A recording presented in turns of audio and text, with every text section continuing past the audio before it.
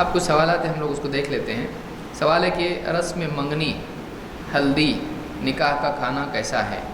رسم منگنی اس میں اسلام میں نہیں ہے۔ جیسے کچھ لوگ جمع ہوتے ہیں، بیٹھتے ہیں، آپس میں بیٹھ کے پھر تاریخ نکالتے ہیں، پھر دیکھتے ہیں اقرب کب ہے اور پھر فلانی تاریخ کیا ہے، منحوس مہینہ کون سا آ رہا ہے، سفر تو نہیں ہے، محرم تو نہیں ہے، یہ جو ساری چیزیں بیٹھ کے کرتے ہیں۔ پھر بیٹھ کے کرتے ہیں، ٹھیک ہے آپ کیا دیں گے؟ دولہے والے پوچھتے ہیں آپ کیا دیں گے؟ ہمارے پاس ویسے ہے تو سب کچھ، آپ دو گے کیا؟ پھر لڑکی والے اپنی طرف سے مسائل رکھتے ہیں، پھر مہر کے لیے 1 گھنٹہ جھگڑا ہوتا ہے، جو بھی معاملات اس طرح کے ہوتے ہیں یہ سب نکاح نہیں ہے، یہ سب خرافات ہیں۔ پھر اس کے اندر یعنی ہلدی لگائی جاتی ہے، دولہا دلہن کو بٹھاتے ہیں، سر پہ، اس کے گلے میں، کہاں یہاں وہاں ہلدی لگاتے ہیں، تو یہ بھی سب خرافات ہیں، صحیح نہیں ہے۔ دولہا دلہن کو انگوٹھی پہناتا ہے یا دولہے کو انگوٹھی پہنائی جاتی ہے، یہ سب چیزیں اسلام میں نہیں ہیں۔ بے پردگی، ابھی تو نکاح نہیں ہوا، ایک دوسرے کو چھونے کی گنجائش کیسے ملی ان کو؟ یہ جائز نہیں ہے ان کے لیے۔ بے پردگی کے ساتھ لڑکی بیٹھی رہے سب کے سامنے، یہ اسلام میں نہیں ہے، یہ حرام ہے، جائز نہیں ہے، تو یہ اسلام میں نہیں ہے۔ اور اس میں اگر کھانا وانا کرتے ہیں تو اس سے بھی بچنا چاہیے، اس لیے کہ اسلام میں ایسی دعوتیں نہیں ہیں۔ اگر انسان کو بہت ہی بڑا نقصان ہو سکتا ہو اور رشتہ داری کے سلسلے میں اور بھی معاملات پیدا ہوتے ہوں، جائے اور وہاں پر یعنی ان کو نصیحت کر کے واپس آئے، پیار محبت سے نصیحت کرے، غلط بات کوئی دکھائی دیتی تو اس کی اصلاح کرے اور واپس لوٹائے۔ سوال ہے کہ قرآن کی آیت کے مطابق غیر اللہ کے نام کا کھانا حرام ہے، لیکن قربانی کے جانور کو جب ذبح کیا جاتا ہے تو اس وقت گھر کے لوگوں کا نام لیا جاتا ہے، اس پر روشنی ڈالیے۔ دیکھیے، جو نام لیا جاتا ہے، قرآن نے جس سے منع کیا ہے، اللہ نے جس بات سے منع کیا ہے، وما اہل بہ لغیر اللہ، اللہ کے سوا جس پر کسی اور کا نام لیا گیا ہو، یعنی وہ کسی اور کے لیے ذبح کیا گیا ہو۔ قربانی میں جو نام لیے جاتے ہیں وہ کس کی طرف سے ہے کہ نام ہوتے ہیں، کس کے لیے ہے کہ نام نہیں ہوتے ہیں۔ اللہ کے لیے جانور ہے، اللہم منک ولک، جیسے ہم کہتے ہیں اے اللہ یہ تیرے ہی طرف سے ملا ہوا جانور ہے اور تیرے ہی لیے ہے، تو اللہ کے لیے وہ ہے، لیکن کس کی طرف سے ہے؟ من محمد ومن آل محمد ومن امت محمد۔ آپ نے کیا کہا؟ یہ محمد کی طرف سے، آل محمد کی طرف سے اور امت محمد کی طرف سے۔ تو کس کی طرف سے ہے کا نام ایک الگ چیز ہے، کس کے لیے ہے کا نام الگ چیز ہے۔ تو قربانی میں اللہ کے سوا کسی اور کے لیے قربانی کرنا جائز نہیں ہے، تو اللہ کے لیے ہے اور گھر والوں کی طرف سے ہے، تو یہ دو الگ الگ چیزیں ہوئی۔ اگر گھر والوں کے لیے کرتا ہے ذبح ان کی رضا کے لیے تو جانور حلال نہیں ہوگا۔ سوال ہے کہ ایک لڑکی نے اسلام قبول کیا ہے لیکن اس کے لیے اس ماحول سے نکلنا بہت زیادہ مشکل ہے، موت تک کا خطرہ ہے، اس حالت میں ہم کیا کریں؟ اس کا آسان راستہ بتائیے۔ دیکھیے، اگر کسی بچی نے اسلام قبول کیا ہے اور اس کے اس ماحول سے نکلنا اس کے لیے مشکل ہے، وہ اپنے اسلام کو چھپائے رکھے اور صحیح وقت کا انتظار کرے۔ ایسے لوگوں کو جو طاقت رکھتے ہیں ان کو اس بات کی خبر دے، اور اس کی عمر اگر قانونی اعتبار سے اتنی نہیں ہوئی ہے کہ وہ خود آزاد ہو جائے تو وہ انتظار کرتی رہے، اور اتنی عمر ہو جانے کے بعد میں وہ اپنا کاغذات وغیرہ بنا لے، خاموشی کے ساتھ جو بھی اس کے بنانے ہیں کاغذات بنائے کسی وکیل کے پاس، کیونکہ اس کی عمر ہو چکی ہے، وہ اپنا فیصلہ خود لے سکتی ہے۔ اور اس کے بعد میں پھر وہ یعنی جو بھی ایسے لوگ ہیں جو بستی میں یا بستی کے باہر یا کسی اور شہر میں جو صاحب اقتدار لوگ ہیں ان سے ربط قائم کرے اور اپنے لیے خود ان کی طرف سے حفاظت مانگے، اللہ تعالیٰ سے دعا کرے، اللہ اس کا راستہ نکالنے والا ہے، وہ انتظار کرے، اس کے لیے یہی مناسب ہے۔ شیطان اور جن کیا ہے، فرق بتائیے۔ شیطان اور جن میں فرق یہ ہے کہ جن وہ مخلوق ہے جو انسان کے ساتھ ایک اور مخلوق ہے، وَمَا خَلَقْتُ الْجِنَّ وَالْإِنسَ إِلَّا لِيَعْبُدُونَ، کہ میں نے جنات اور انسانوں کو محض اپنی عبادت کے لیے پیدا کیا ہے۔ تو جن وہ مخلوق ہے جو دکھائی نہیں دیتی ہے، جن سے ہے اس کے معنی چھپنے کے ہوتے ہیں، فَلَمَّا جَنَّ عَلَيْهِ اللَّيْلُ رَأَىٰ كَوْكَبًا، جنہ کے معنی ہوتے ہیں ڈھانپنا۔ اسی پر سے ہے جنہ جو آدمی کو بچاتی ہے، ہتھیار سے بچاتی ہے، تلوار سے بچاتی ہے، ڈھال۔ اور اسی طرح سے ہے جنہ باغ، جس کی وجہ سے اندر کا حصہ پیڑوں سے دکھائی نہیں دیتا ہے۔ تو جن کا معنی ہے ڈھانپنا، یا ایسی چیز جو چھپی ہوئی ہے، جو ڈھکی چھپی ہوئی ہے۔ اور شیاطین ان جنات میں سے جو شریر قسم کے جنات ہوتے ہیں کافر جنات ہوتے ہیں ان کو شیطان کہتے ہیں۔ شیطان کے معنی شریر کے ہوتے ہیں، شیطانہ یہ شر پر سے بنا ہوا ہے شریر، تو ایسے جنات جو شریر ہوتے ہیں، کافر ہوتے ہیں، ان کو شیطان کہا جاتا ہے، وہ بھی جن ہی ہوتے ہیں۔ اسی لیے اللہ نے سورہ کہف میں کہا کہ الا ابلیس ابا واستکبر وکان من الکافرین، جہاں اللہ نے کہا ہے، ایک جگہ اللہ نے فرمایا کہ کان من الجن ففسق عن امر ربہ، وہ جنات میں سے تھا، ابلیس جنات میں سے تھا، تو اس نے اپنے رب کے حکم سے نکل بھاگا، تو وہ جنات ہی میں سے تھا، تو ابلیس جنات میں سے ہے، شیاطین جنات میں سے ہیں، اس لیے کہ اصل جن ہے اس میں سے بگڑے ہوں کو شیطان کہتے ہیں، شیطانوں میں جو بڑا ہے اس کو ابلیس کہتے ہیں۔ ہر جاندار چیز فنا ہے، کیا آدم کے وقت کا شیطان ابھی تک زندہ ہے؟ شیطان اور جن ایک دوسرے کو دیکھ سکتے ہیں۔ دیکھیے سب کے لیے فنا ہے، لیکن ہر ایک کی عمر الگ الگ ہے، تو ابلیس نے اللہ تعالیٰ سے قیامت تک کے لیے مہلت مانگی اور اللہ نے اس کو مہلت دی ہے، لہٰذا قیامت کے دن اس کو موت آئے گی۔ اور شیطان اور جن ایک دوسرے کو دیکھ سکتے ہیں، ہاں دیکھ سکتے ہیں، جنات ایک دوسرے کو دیکھتے ہیں۔ کتاب و سنت کے مطابق وضاحت کیجیے، یہ یعنی حدیثوں میں آپ دیکھیں، قرآن کریم کی آیت میں نے جو ذکر کی، اس سے یہی بات واضح ہوتی ہے۔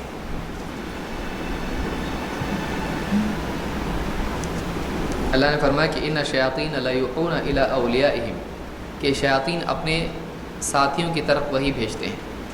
اور اسی طرح سے ایک شیطان، حدیث میں بخاری کی ہے کہ ایک شیطان دوسرے شیطان کو وہ چیز دے دیتا ہے جو اوپر آسمان میں سنتے ہیں، تو دکھائی نہیں دیتے تو کہاں سے دیں گے؟ ایک دوسرے کو وہ ایک کے اوپر ایک اس طرح سے انگلیاں بتائی راوی نے، ایک دوسرے کے اوپر اس طرح سے کھڑے ہوتے ہیں، تو ایک دوسرے کو وہ لوگ دیکھتے ہیں، لیکن انسان کو دکھائی نہیں دیتے ہیں۔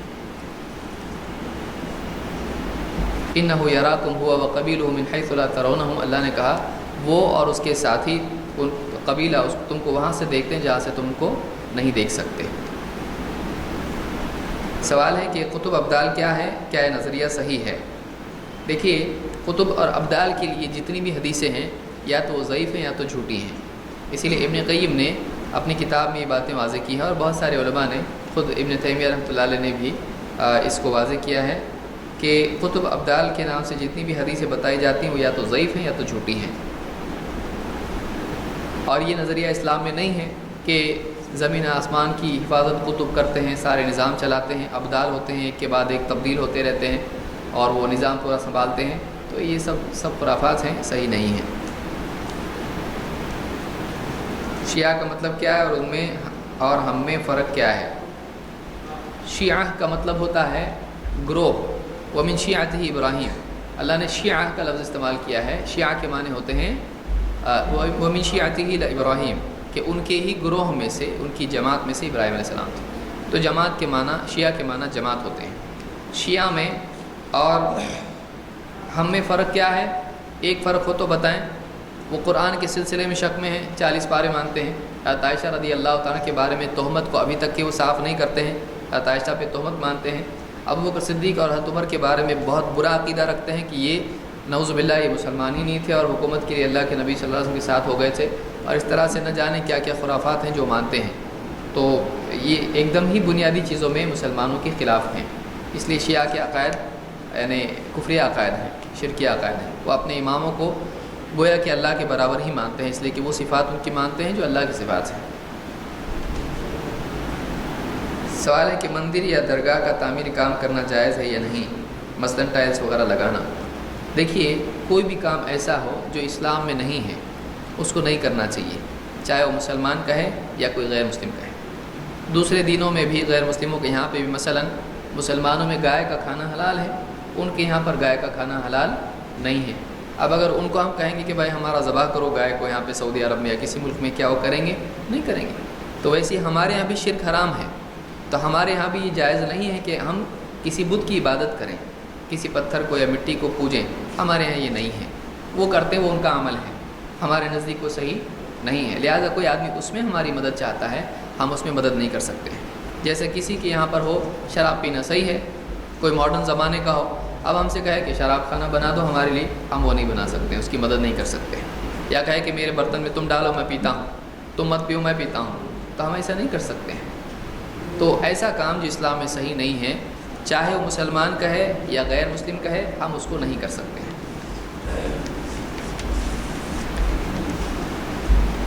سوال ہے کہ اسلام میں فوٹو یعنی تصویر نکالنا بنانا غلط ہے، مگر جو ویڈیو بناتے ہیں اس کی کیا وضاحت کیجیے۔ دیکھیے، اس بارے میں علماء کا اختلاف ہے۔ تصویر بنانا کاغذ پر، کپڑے پر، دیوار پر جاندار کی تصویر بنانا جائز نہیں ہے۔ یہ آج بھی جائز نہیں، پہلے بھی جائز نہیں تھا۔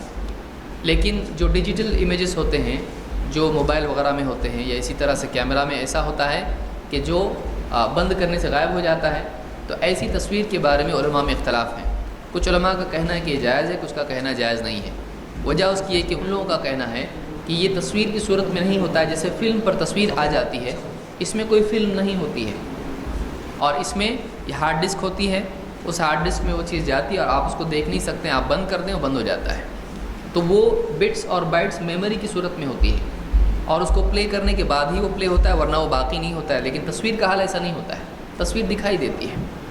تو اس بنیاد پر شیخ عثیمین اور اس طرح کے دوسرے بعض علماء نے کہا ہے کہ ایسی ویڈیو ریکارڈنگ جو ڈیجیٹل ہو جائز ہے۔ اس صورت میں مزید کچھ علماء کا اور بھی اختلاف ہے، کہتے ہیں نہیں، یہ بھی جائز نہیں ہے۔ لیکن ان میں بھی دو قسم کے علماء ہیں، کچھ کا کہنا ہے کہ یہ ہر حال میں ناجائز ہے، اور کچھ کا کہنا ہے کہ اگر مجبوری ہو جائے تو ایسی صورت میں اس کو کیا جا سکتا ہے۔ اور اسلام کا یہ اصول ہے اور قاعدہ ہے کہ جیسے اللہ نے فرمایا کہ وَقَدْ فَصَّلَ لَكُم مَّا حَرَّمَ عَلَيْكُمْ إِلَّا مَا اضْطُرِرْتُمْ إِلَيْهِ، کہ اللہ نے وہ چیزیں جو تم پر حرام ہیں ان کو واضح طور پر بیان کر دیا ہے، سوائے ان چیزوں کے جن میں تم مجبور کر دیے جاؤ۔ اسی بنیاد پر علماء نے، جیسے مثال کے طور پر حج کو آپ جاتے ہیں، آپ کو آئی ڈی کے لیے تصویر چاہیے، تو چاہے وہ حنفی ہوں، شافعی ہوں یا کسی بھی مسلک کے ہوں، انہوں نے اس بات پر ظاہر کیا ہے کہ ایسی تصویر نکالی جا سکتی ہے۔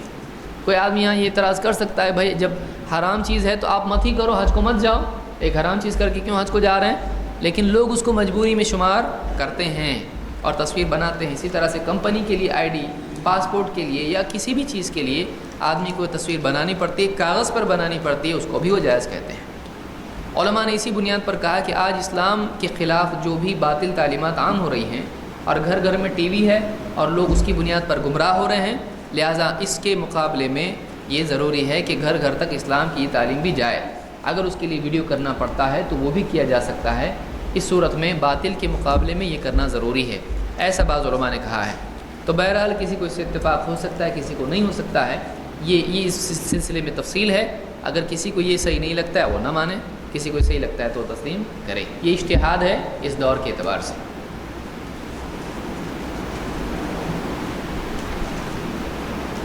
کیا دنیا آپ صلی اللہ علیہ وسلم کے صدقے طفیل میں بنائی گئی ہے؟ کیا یہ درست ہے؟ ایسی کوئی حدیث نہیں ہے، نہ آیت ہے، نہ کسی صحابی کا قول ہے کہ دنیا اللہ کے نبی صلی اللہ علیہ وسلم کے صدقے طفیل میں بنی۔ اور وہ جو حدیث ہے لولاک لما خلقت الافلاک، اگر آپ نہ ہوتے اے نبی تو ہم افلاک کو نہ پیدا کرتے۔ علماء نے کہا کہ یہ حدیث جھوٹی ہے، امام حاکم نے اور دوسروں نے اس کو روایت کیا ہے، اور اس کی سند صحیح نہیں ہے۔ اس کی سند میں عبد الرحمن ابن زید ابن اسلم نام کا راوی ہے، اور اس راوی کے بارے میں علماء نے کہا کہ حدیث گھڑتا تھا۔ سوال ہے کہ ترک رفع یدین کے تعلق سے ابو داؤد کے اندر جو عبداللہ ابن مسعود کی روایت آتی ہے، کیا یہ صحیح ہے؟ اس پر روشنی ڈالیے، کیا ہم اس پر عمل کر سکتے ہیں؟ عبداللہ ابن مسعود رضی اللہ عنہ کی جو روایت ہے، جو سنن ابی داؤد میں اور دوسری کتابوں میں ہے، ترمذی میں بھی ہے، اس کے بارے میں خود عبداللہ ابن مبارک رحمۃ اللہ نے فرمایا کہ یہ حدیث صحیح نہیں ہے۔ مزید یہ کہ عبداللہ ابن مسعود رضی اللہ عنہ کی جو روایت ہے اس میں ہے کہ آؤ کیا میں تمہیں اللہ کے نبی صلی اللہ علیہ وسلم کی نماز نہ بتاؤں، اور انہوں نے پہلی مرتبہ رفع الیدین کیا۔ اس حدیث کو کوئی آدمی دلیل بناتا ہے تو عبداللہ ابن مسعود رضی اللہ تعالیٰ نے اس روایت میں یہ نہیں کہا کہ رفع الیدین منسوخ ہو گیا، اس روایت میں انہوں نے یہ نہیں کہا کہ رفع الیدین کرنا غلط ہے، انہوں نے بس یہ کہا کہ میں تم کو نبی کی نماز بتاؤں، اور بغیر رفع الیدین کے کی۔ یہ حدیث پہلے تو سند کے اعتبار سے بھی صحیح نہیں، اس میں عاصم بن کلیب ہے جو منفرد ہوں تو حجت نہیں ہوتے۔ مزید یہ کہ اس کے مقابلے میں دوسری کئی حدیثیں ہیں، ایک سے زیادہ حدیثیں ہیں جن میں اللہ کے نبی صلی اللہ علیہ وسلم کا رفع الیدین کرنا اور آپ کے بعد صحابہ کا رفع الیدین کرنا ثابت ہوتا ہے۔ عبداللہ ابن عمر رضی اللہ تعالیٰ عنہ، عبداللہ ابن عباس، انس بن مالک، وائل بن حجر اور مالک بن حویرث، علی بن ابی طالب وغیرہ کئی روایتیں اس کی۔ تو ان روایتوں سے ثابت ہوتا ہے کہ اللہ کے نبی صلی اللہ علیہ وسلم رفع الیدین کرتے تھے اور آپ کے بعد صحابہ نے کیا۔ تو ان سب کو چھوڑ کے صرف اس ایک روایت کو لینا جس کی سند میں خود ایک اختلاف ہے، عام طور سے محدثین نے اس کو ضعیف کہا ہے، تو پھر یہ اصول اعتبار سے غلط بات ہے۔ مزید یہ کہ اگر مان لیا جائے دونوں روایتیں صحیح ہیں، رفع الیدین کرنے کی بھی اور عبداللہ ابن مسعود کی یہ روایت جس میں رفع الیدین انہوں نے نہیں کیا، اس میں کہا جا سکتا ہے کہ رفع الیدین بھی صحیح ہے اور یہ ایک مرتبہ انہوں نے کر کے بتایا اس طرح سے، تو کبھی یہ بھی دیکھا ہوگا اللہ کے نبی صلی اللہ علیہ وسلم سے، یہ اس صورت میں صحیح ہے جبکہ اس روایت کو صحیح مان لیا جائے۔ یہی بات بعض حنفی علماء نے بھی کہی، جیسے عبدالحی لکھنوی وغیرہ نے، یا اسی طرح سے دوسرے علماء نے، جیسے ابن حزم کا حوالہ لوگ دیتے ہیں اس سلسلے میں کہ انہوں نے اس حدیث کو صحیح کہا ہے، تو ابن حزم کا خود کہنا یہ ہے کہ ایک مرتبہ چھوڑا بھی ہوگا اللہ کے نبی صلی اللہ علیہ وسلم نے تاکہ یہ معلوم ہو کہ فرض نہیں ہے، تو اس سے منسوخ کرنا رفع الیدین کو کسی طرح سے ثابت نہیں ہوتا ہے۔ مزید یہ کہ عبداللہ ابن مسعود رضی اللہ تعالیٰ عنہ رکوع میں تطبیق کرتے تھے، رانوں کے بیچ میں ہاتھ ڈالتے تھے، گھٹنوں پہ ہاتھ نہیں رکھتے تھے۔ اب کیا کوئی آدمی تطبیق کی وجہ سے آپ کے اس عمل سے بعد میں جو کرتے تھے، کیا گھٹنوں پہ ہاتھ رکھنے کو بھی چھوڑ سکتا ہے؟ جب اس کو نہیں چھوڑ سکتا ہے تو رفع الیدین کو کیوں چھوڑتا ہے؟ بہرحال عبداللہ ابن مسعود رضی اللہ تعالیٰ عنہ کے علاوہ صحابہ سے رفع الیدین ثابت ہے اور نبی صلی اللہ علیہ وسلم سے ثابت ہے۔ اللہ نے فرمایا لا تقدموا بین یدی اللہ ورسولہ واتقوا اللہ، اللہ اور اس کے رسول سے آگے مت بڑھو، اللہ سے ڈرو، اللہ سے ڈرو۔ تو رسول کے آگے ہم کسی کو نہیں رکھتے ہیں۔ عبداللہ ابن مسعود رضی اللہ عنہ کی شخصیت سر آنکھوں پر، ان کا احترام اپنی جگہ باقی ہے، لیکن ان کی یہ بات اگر ثابت بھی ہو، پہلے تو ثابت نہیں ہے، ثابت بھی ہو تو نبی کے مقابلے میں ان کی اس بات کو ترجیح نہیں دی جا سکتی ہے، جیسے تطبیق کو ترجیح نہیں دے سکتے ہیں۔ سوال ہے کہ ہندوستان میں اگر معین الدین چشتی رحمۃ اللہ علیہ کی وجہ سے اسلام پھیلا ہے تو ان کے مدارس کہاں ہیں، ان کے شاگرد کہاں ہیں؟ اگر امام بخاری کے 90,000 شاگردوں کی تعداد آج بھی سند ملتی ہے تو ان کے شاگردوں کی کیوں نہیں؟ مجھے اس کا علم نہیں کیوں نہیں ملتی ہے، کہ اگر کوئی آدمی اس طرح کا کوئی دعویٰ کرتا ہے کہ ان کے شاگردوں کی سند ہے تو ظاہر بات ہے وہ خود اس کی سند دے، ہمارے دل میں ایسا کچھ نہیں ہے۔ تو ضروری نہیں ہے کہ ہر ایک کی سند ہو، ایک ہوتا ہے کہ کسی کا شاگرد بنانا اور اس کو سند دینا، ایک ہوتا ہے لوگوں کو دین کی دعوت دینا اور ان کا مسلمان ہونا یا ان کا دین سیکھنا۔ تو چاہے معین الدین چشتی ہوں یا جو بھی ہوں، ہم کسی کے بارے میں کچھ کہنا نہیں چاہتے، بس یہ ہے کہ جنہوں نے بھی جو دعوت دی ہے، کسی کے بارے میں باریکیاں نکالنا اور لمبا معاملہ کرنا ایسا نہیں کرنا چاہیے۔ جن کی تاریخ ہے چھوڑ دیں ان کو ان کے حال پہ، جو بھی یعنی اہل علم گزرے ہیں یا جن کو بھی مسلمان اولیاء میں سے شمار کرتے ہیں، ان کے بارے میں خواہ اپنی زبان سے کوئی ایسی بات نہ نکالے کہ جو مناسب نہ ہو، سوء ادب ہو۔ تو جو بھی تھے ہم سے پہلے گئے ہیں ان کو لوگ مانتے ہیں، ان کے سلسلے میں یعنی کوئی ایسی بات نہ کہے جو بے ادبی کی ہو۔ بس اتنا مانیں کہ جس نے بھی دین کا کام کیا، جس نے بھی دعوت دی، جس نے بھی مسلمانوں میں یا غیر مسلموں میں اصلاح کا یا دعوت کا یا تبلیغ کا جو بھی کام کیا ہے، تو اللہ اس کو اس کا اجر دے گا۔ اب اس کی سند کیوں نہیں ہے، کہاں وہ سب لوگ کہاں گئے، تو اس کی کوئی ضرورت نہیں ہے، اس سے کچھ فائدہ بھی نہیں ہے، اس سے مسلمانوں میں آپس میں انتشار ہوگا اور کچھ نہیں ہوگا۔ مقلد امام کے پیچھے نماز پڑھنا کیسا ہے؟ یہ اکیلا پڑھے، ہم مجبور ہیں کیا کریں؟ کوئی مقلد امام ہے اس کے پیچھے نماز نہیں ہوتی، ایسا کسی بھی عالم کا فتویٰ اہل علم میں سے نہیں ہے۔ جو کبار علماء ہیں ان کا کہنا ہے کہ حنفی، شافعی، حنبلی، مالکی کوئی بھی امام ہو، اگر وہ امام مسلمان ہے جو کفر اور شرک کی حد تک کہ نہیں گیا، اس کے پیچھے نماز پڑھی جا سکتی ہے۔ اب اگر کوئی ایسا امام ہے جو جہالت کی وجہ سے کفر و شرک کا اعلیٰ کوئی عمل کرتا ہے، تب بھی اس کے پیچھے اس وقت تک نماز درست ہے جب تک کہ اس کو علم نہ ہو۔ علم ہونے کے باوجود بھی، سب کچھ بتانے کے بعد بھی وہ ضد پر اڑا رہتا ہے تو پھر اس کے پیچھے نماز نہیں پڑھنا چاہیے۔ اہل قرآن کسے کہتے ہیں؟ یہاں اہل قرآن لکھا ہے۔ اہل قرآن کسے کہتے ہیں؟ یہ کون ہیں؟ یہ کس طرز پر چلتے ہیں؟ اہل قرآن ان کو کہتے ہیں جو قرآن پڑھنے والے ہیں، قرآن کے حفاظ ہیں، قرآن کے جاننے والے ہیں۔ لیکن جو دوسرا فرقہ ہے جو اپنے آپ کو اہل قرآن کہتا ہے، وہ اہل قرآن نہیں ہے، قرآن والے نہیں ہیں، وہ منکرین حدیث ہیں۔ ان کو اہل قرآن بولنا بھی غلطی ہے۔ بعض لوگ اپنے آپ کو اہل قرآن کہتے ہیں ہم حدیث نہیں مانتے، ہم صرف قرآن مانتے ہیں، کیونکہ حدیث معتبر نہیں ہے اور حدیث دلیل نہیں ہوتی ہے۔ تو ایسے لوگ اپنے آپ کو اہل قرآن کہتے ہیں، لیکن واقعتاً وہ اہل قرآن نہیں ہے۔ اگر اہل قرآن ہوتے تو وما آتاکم الرسول فخذوہ وما نہاکم عنہ فانتہوا کو لیتے، جو کچھ رسول تم کو دیں اسے لے لو، جس سے روک دیں اس سے رک جاؤ۔ تو اس میں یہ تو نہیں کہ صرف قرآن دیتے ہیں تو لے لو، جو کچھ دیتے ہیں اللہ نے کہا تو جو کچھ میں سب آ گیا، جو کچھ رسول نے اسے لینا پڑے گا۔ تو یہ منکرین حدیث ہیں، ان کا صحیح نام کیا ہے؟ منکرین حدیث. ان کو اہل قرآن نہیں بولنا چاہیے. اب اگر اس میں سوال ہے کہ اہل کلام کس کو کہتے ہیں، تو اہل کلام وہ ہیں جو اللہ کی صفات کے بارے میں عقلی بحثیں کرتے ہیں، ان کو کہتے ہیں اہل کلام. یہ العقیدے کے سلسلے میں باریک باریک ایسی بحثیں نکالتے ہیں کہ جو سلف سے ثابت نہیں ہیں، تو ایسے لوگوں کو اہل کلام کہتے ہیں. رسول کے دامادوں، پھوپھیوں اور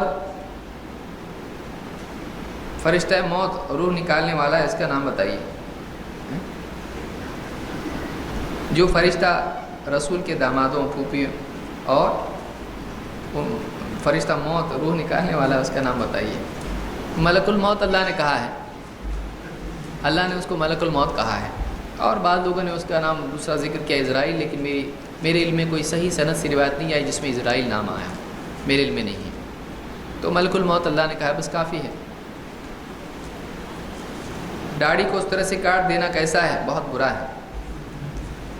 داڑھی کو اللہ کے نبی صلی اللہ علیہ وسلم نے فرمایا کہ اعف اللحا، داڑھی بڑھاؤ. اب داڑھی بڑھاؤ کا مطلب ہوتا ہے داڑھی چھوڑ دو. اعفو کا مطلب ہوتا ہے چھوڑ دو اور بڑھاؤ. چھوڑ دیں گے تو بڑھے گی، کاٹیں گے تو گھٹے گی. تو اللہ کے نبی صلی اللہ علیہ وسلم نے داڑھی چھوڑ دینے یا بڑھانے کا حکم دیا ہے، لہٰذا کاٹنا اس طرح سے اس کی خلاف ہے جو کہ غلط ہے، حکم کی مخالفت ہو رہی ہے، اس لیے یہ جائز نہیں ہے. بعض روایتوں میں کثر اللحا کا آیا ہے، لفظ آیا ہے کہ داڑھی بڑھاؤ، کثرت اس میں پیدا کرو. اسی طرح سے بعض روایتوں میں آیا کہ ارخ اللحا، داڑھی کو لٹکاؤ، تو جو بڑی ہوگی وہی لٹکے گی. فرینچ داڑھی اتنی کوئی لٹکے گی؟ کہاں لٹکے گی بھائی؟ سوال ہے کہ جب ہم نماز کے اندر قاعدے میں اپنی انگلی کو حرکت دیتے ہیں، اس کا کوئی ثبوت ہے؟ کیسا ہے؟ اتحیات میں انگلی کا ابتدا ہی سے اٹھا کر رکھنا اور اس کو مسلسل ہلکی سی حرکت دینا، یہ سنن النسائی کی روایت میں ہے. وائل بن حجر کی حدیث ہے، کہتے ہیں کہ میں نے اللہ کے نبی صلی اللہ علیہ وسلم کو دیکھا، آپ نے اپنی انگلی اٹھائی اور میں نے دیکھا کہ آپ اس کو حرکت دے رہے ہیں اور اس سے دعا کر رہے ہیں. تو انگلی اٹھانے کے بعد حرکت کا ذکر ہے، صرف حرکت کا ذکر نہیں ہے. انگلی اٹھائی، یہ خود حرکت ہوئی، پھر حرکت دے رہے ہیں، تو یہ معلوم ہوا مسلسل حرکت دے رہے ہیں. یحرکھا یدعو بہا، یحرکھا مضارع ہے، آپ حرکت دے رہے ہیں میں نے دیکھا، تو معلوم ہوا کہ ایک بار نہیں دی، آپ حرکت دے رہے ہیں میں نے دیکھا اور دعا کر رہے ہیں. تو آخر تک حرکت دینا یہ اس حدیث سے، نسائی کی حدیث سے ثابت ہوتا ہے. اس دعوت کے کام میں میرے سر میں درد ہوتا ہے، کیا آپ کو بھی کبھی ہوتا ہے؟ کیا کتابوں کا مطالعہ نہ کروں؟ بتائیے. دیکھیے، سر میں درد بہت وجوہات سے ہوتا ہے. نیند نہیں ہونے سے ہوتا ہے، چشمہ کسی کو لگا ہو اور وہ چشمہ پہنے بغیر پڑھے تو ہوتا ہے، بہت نزدیک کتاب رکھ کے پڑھے تو ہوتا ہے، اور اسی طرح سے یعنی دھوپ میں بیٹھ کے پڑھے تو ہوتا ہے. بہت ساری وجوہات ہیں. آدمی کو پڑھنا چاہیے، وہ دیکھے کہ آنکھ کا چیک اپ کرا لے، نیند پوری کر لے اپنی، اور ٹھیک سے کھانا کھائے اور دعوت دے، اس میں کوئی مسئلہ نہیں ہے. سر درد ہوتا ہے تو ڈاکٹر کے پاس جائے، اللہ سے دعا مانگے، سر درد کی گولی اگر کھا سکتا ہے تو کھائے، لیکن ہمیشہ نہ کھائے. سب کو ہوتا ہے سر درد. حضرت عائشہ نے کہا واہ رأسا، ان کو بھی سر میں درد ہوا تھا. حضرت عائشہ کی روایت ہے، تو اللہ کے نبی صلی اللہ علیہ وسلم جیسے کہا واہ رأسا، میرا بھی سر. مساجد کے تعمیر کے لیے غیر مسلموں کے رقم کا استعمال کر سکتے ہیں کیا؟ علماء نے کہا ہے کہ اگر مساجد کی تعمیر میں اگر کوئی غیر مسلم یعنی معتقد ہے، اسلام کا احترام کرتا ہے اور چاہتا ہے کہ اس کا پیسہ لگے، تو کچھ شرائط کے ساتھ اس کو لیا جا سکتا ہے. وہ یہ کہ وہ اپنا کچھ غلط استعمال اپنے مقاصد کا مسجد کے سلسلے میں نہ کرے اور اس کی کمائی حلال ہو. تو ایسی صورت میں اس کو جیسے وضو خانہ یا کچھ بھی ہے اس میں استعمال کیا جا سکتا ہے. اللہ کے نبی صلی اللہ علیہ وسلم نے غیر مسلموں کا پیسہ استعمال کیا ہے، اس کو کر سکتے ہیں، کوئی مسئلہ نہیں ہے،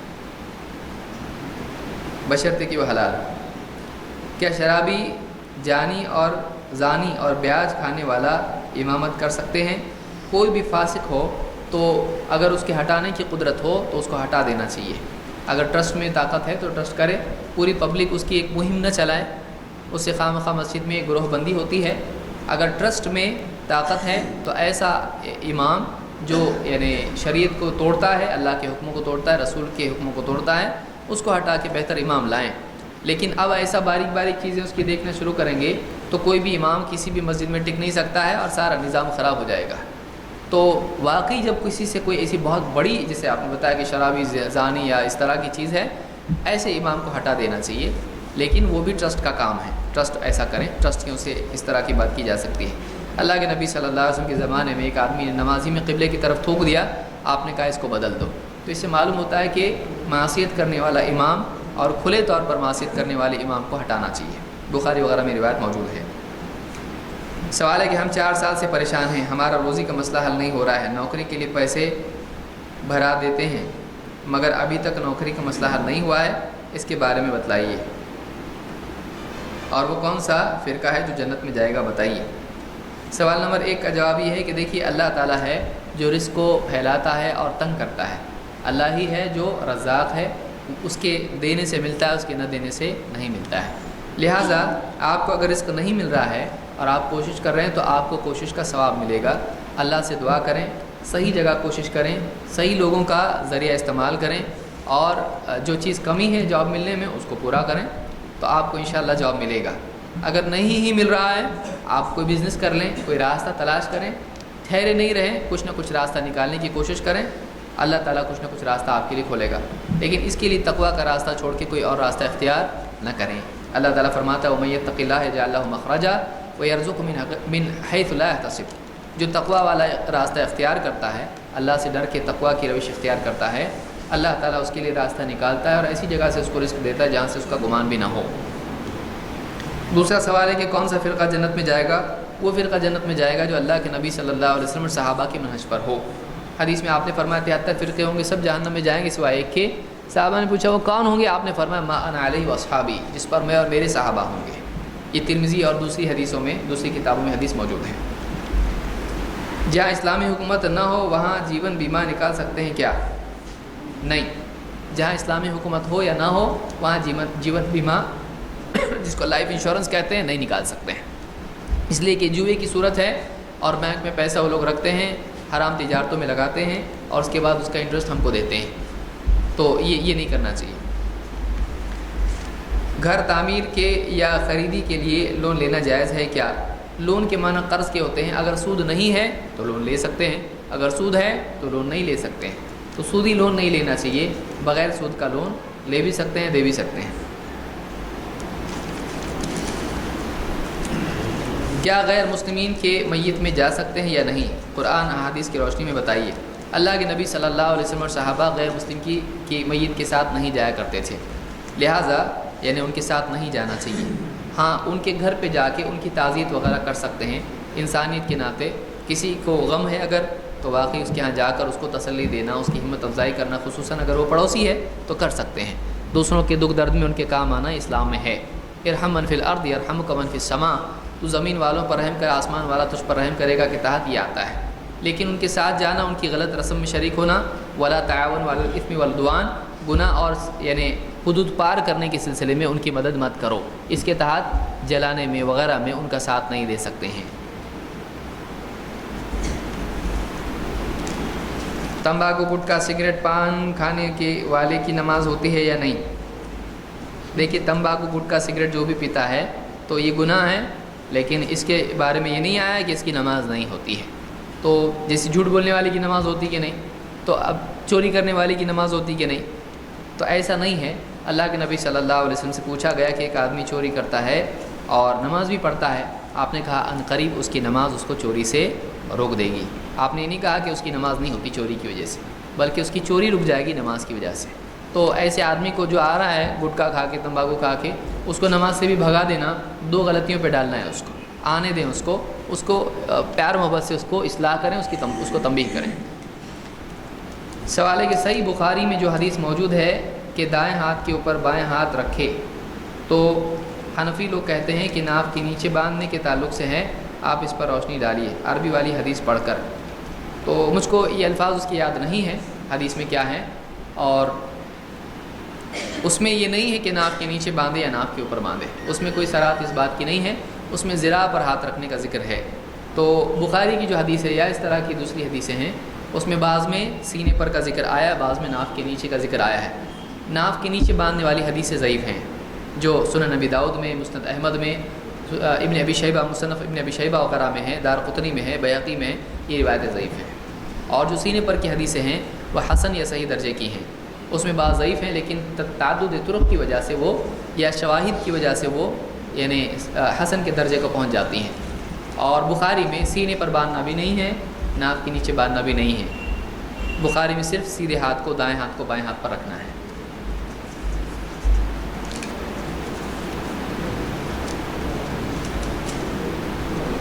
وندے ماترم ہماری نظر میں کیا ہے؟ وہ ہندوستان میں کچھ لوگوں کا ترانہ ہے، اسلام میں اس کی کوئی حیثیت نہیں ہے۔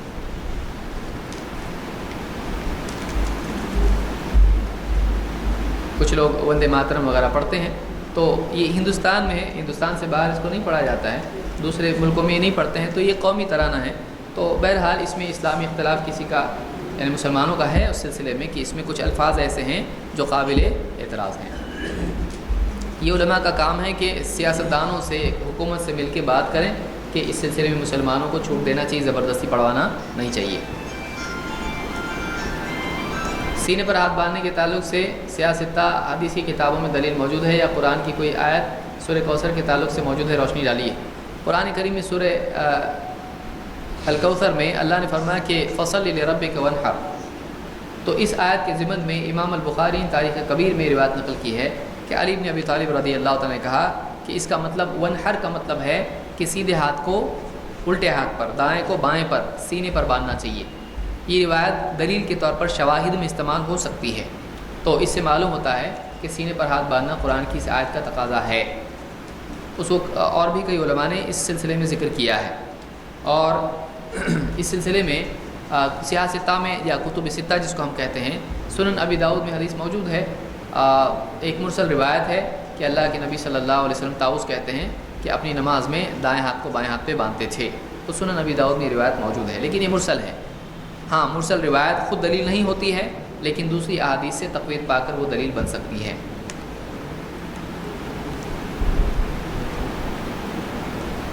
معراج ربانی، جلال الدین قاسمی اور ایڈوکیٹ سید فیض بردر اماموں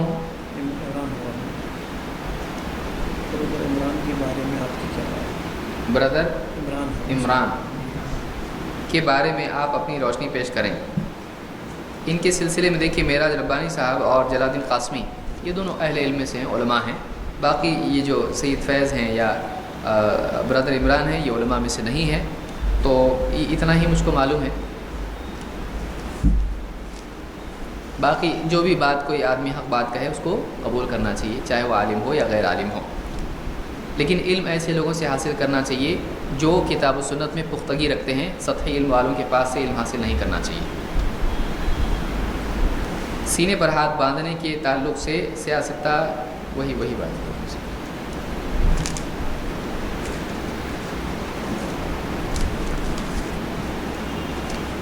نماز کے اندر پہلی رکعت میں رک کر ٹیک لگا کر اٹھنے کے تعلق سے حدیث پر روشنی ڈالیے۔ اور حنفی لوگ کہتے ہیں کہ آپ صلی اللہ علیہ وسلم کا یہ بزرگی کا دور تھا، اس لیے وہ ہاتھ کو ٹیک لگا کر اٹھتے تھے، روشنی ڈالیے۔ عبداللہ ابن عمر رضی اللہ تعالیٰ سے ملتا ہے کہ وہ ہاتھ ٹیک کر اٹھتے تھے، اور ان سے کسی نے پوچھا کہ شاید یہ بڑھاپے کی وجہ سے ہے، انہوں نے کہا کہ نہیں، ایسے ہی عمل ہے، یعنی نبی صلی اللہ علیہ وسلم کا یہ سنت ہے، اور یعنی انہوں نے کہا کہ نبی صلی اللہ علیہ وسلم کو میں نے ایسا کرتے دیکھا ہے۔ تو اس سے معلوم ہوا کہ صحابی بھی نبی صلی اللہ علیہ وسلم کی سنت سمجھ کر اس کو کرتے تھے۔ بڑھاپے کی وجہ سے کوئی کہتا ہے کہ یہ بڑھاپے کا عمل ہے، تو حنفی حضرات کو چاہیے کہ بوڑھوں سے کہیں کہ سنت پر عمل کریں۔ وہ بوڑھوں سے بھی کرنے کے لیے نہیں کہتے، کسی کو بھی نہیں کرنے کہتے ہیں، تو آپ جب بڑھاپے میں کہتے ہیں تو بوڑھوں کو کہیے آپ کے کرنا چاہیے اس طرح سے۔ غیر مسلم کے ہاں شادی کا کھانا یا کھایا جا سکتا ہے، وہ لوگ کھانا شروع کرنے سے پہلے شلوک وغیرہ پڑھتے ہیں۔ دیکھیے، اگر کوئی بھی کھانا ہے وہ اللہ کے سوا کسی اور کے نام سے ہے تو اس کو نہیں کھانا چاہیے۔ ہاں، اگر اللہ کے نام کا کھانا ہے یا اس پر کسی کا نام نہیں ہے تو ایسا کھانا کھایا جا سکتا ہے، بشرطے کہ کمائی حلال ہو، اور ایسی تقریب میں شریک نہیں ہونا چاہیے جو غیر اسلامی ہے، ایسے پروگرام میں شریک نہیں ہونا چاہیے۔ بریلوی کہتے ہیں کہ ایک ہاتھ سے مصافحہ یہودی کا طریقہ ہے، کیا یہ صحیح ہے؟ ایک ہاتھ سے مصافحہ یہودی کا طریقہ ہو، انگریز کا ہو، نبی صلی اللہ علیہ وسلم نے ایک ہاتھ سے مصافحہ کیا ہے، ہم کو نبی کو دیکھنا ہے، کسی اور کو نہیں دیکھنا ہے۔ کوئی آدمی اگر کہتا ہے کہ دوسرے بھی ایسا کرتے ہیں تو دوسرے کریں، ان کی مرضی۔ اگر نبی کی سنت یہودی اپنا رہا ہے تو ہم کو کوئی اعتراض نہیں ہے، اچھی بات ہے، وہ ایمان بھی لے آئے۔ تو یہودی اگر کوئی عمل کرتا ہے تو ہم نبی کا عمل چھوڑ سکتے ہیں؟ نہیں۔ کل کو کوئی جیسے سفید جبہ عیسائی پہنتے ہیں، ہم سفید جبہ پہننا چھوڑ دیں گے؟ عربوں سے کہیں گے کہ یہ عیسائی پہنتے ہیں تو ہم ان کو وہ چھڑا دیں گے؟ ایسا نہیں کر سکتے ہیں۔ بہت سے لوگ کہتے، سنن صحیح بخاری میں امام البخاری نے باب قائم کیا، باب المصافحہ، اس میں حضرت عمر سے ایک ہاتھ سے مصافحہ کرنا انہوں نے ذکر کیا ہے۔ بہت سے لوگ کہتے ہیں کہ اہل حدیث جہاد اور قتال فی سبیل اللہ کو نہیں مانتے۔ اہل حدیث جہاد اور قتال فی سبیل اللہ کو مانتے ہیں لیکن بم دھماکوں کو نہیں مانتے ہیں۔ اہل حدیث کے نزدیک لوگوں پر ظلم کرنا یا اسی طرح سے حکومت کے خلاف بغاوت کرنا، ایک طرف سے ان کے ساتھ عہد کرنا اور اس عہد کی غداری کرنا، اہل حدیث یہ نہیں مانتے ہیں۔ اہل حدیث یہ مانتے ہیں کہ جس ملک میں مسلمان رہیں وہاں پر پرامن طریقے سے رہیں اور کسی بھی قسم کی شرارت نہ کریں۔ اگر کوئی کسی علاقے میں مسلمانوں کے ساتھ ظلم وغیرہ ہوتا ہے اس کے خلاف حکومت سے بات چیت کریں اور مسائل کو حل کرنے کی کوشش کریں، لیکن اس کے سلسلے میں کسی یہاں پہ مسلمان کے ساتھ کسی نے ظلم کیا ہے، آپ جا کے کسی اور بستی میں جا کے ان کے ساتھ غیر مسلموں کے ساتھ میں ظلم کریں، اسلام میں یہ نہیں ہے، اسلام میں یہ نہیں ہے۔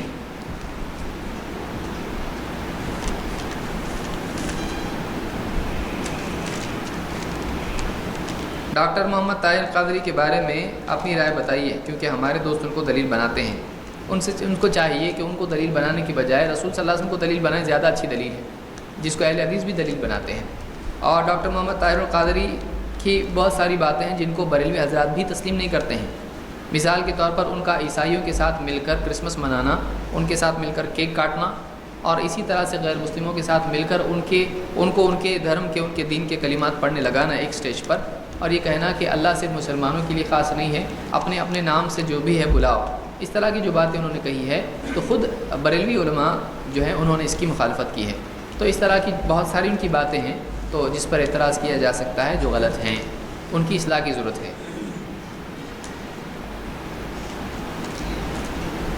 کسی کے سامنے آداب کے ساتھ ہاتھ باندھ کر کھڑے رہنا کیسا ہے؟ یہ اچھی بات نہیں ہے کہ کسی کے سامنے آدمی بت کی طرح کھڑا رہے۔ ادب کرنا اچھی چیز ہے، لیکن کسی کے لیے صرف تعظیم کے طور پر ہاتھ باندھ کے کھڑے رہنا نماز کی مشابہت ہے، یہ شرک کی صورتوں میں سے ہے، ایسا نہیں کرنا چاہیے۔ ہاں، ادب سے کسی کی بات سن رہا ہے، اچھی بات ہے، بیٹھنے کے لیے جگہ نہیں، کھڑا ہو کے سن رہا ہے اور ادب سے کھڑا ہے تو ایسی اس میں کوئی حرج نہیں، لیکن یہ ادب استماع کے لیے ہے، یہ ادب کسی کی شخصیت کے احترام میں نہیں ہے۔ تو یہ دونوں میں فرق یاد رکھیں۔ اور کھڑا ہوا ہے، جگہ نہیں اس لیے کھڑا ہوا ہے، تو ایسی صورت میں کوئی حرج نہیں، لیکن کسی کے لیے تعظیم کے طور پر کھڑا ہو جانا، اللہ کے نبی صلی اللہ علیہ وسلم اس کو پسند نہیں کرتے تھے، یہ عجمی طریقہ ہے۔ بس ٹھیک ہے، شکریہ، جزاک اللہ خیر۔